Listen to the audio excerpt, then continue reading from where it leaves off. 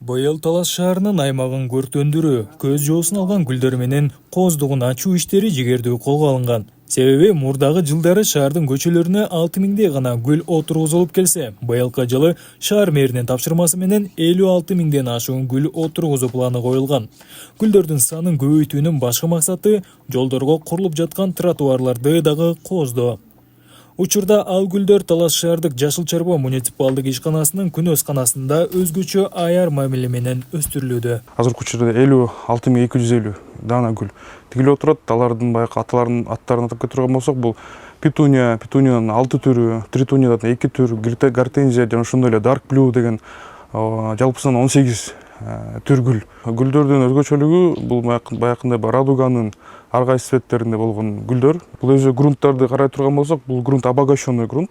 Ошол обогащенный грунтка дайнектерин себеп ошонун ичинде минералдар жана мунун нымдуулугу эң башкысы да, ошо нымдуулугун кармап турган минералдар себилген жана витаминдери. Учурда Жашыл Чарба муниципалдык ишканасында 3 жумушчу өстүрүлүп жаткан гүлдөргө кам көрүүдө. Гүлшат Челетирова аталган ишканада 6 жылдан бери иштеп келет. Айтымында, бул гүлдөр абдан назик болгондуктан көп мээнетти жана убакытты талап кылат. Андыктан тургундар бул эмгектерди эстен чыгарбасы дейт. Бул биз тигип аткан гүлдөрдүн петуния 1 ящикте 1200-1,5 чейинки гүлдөр отургузулат. Мунун топурагынан баштап дарылап өстүрөбүз. Биз мынакей февралдын 12-13-үндө отургуздук. Марттын ортосунда стаканчикка отургузабыз, ошо майдын 1-10-нан кийин көчөгө отургузуп баштайбыз.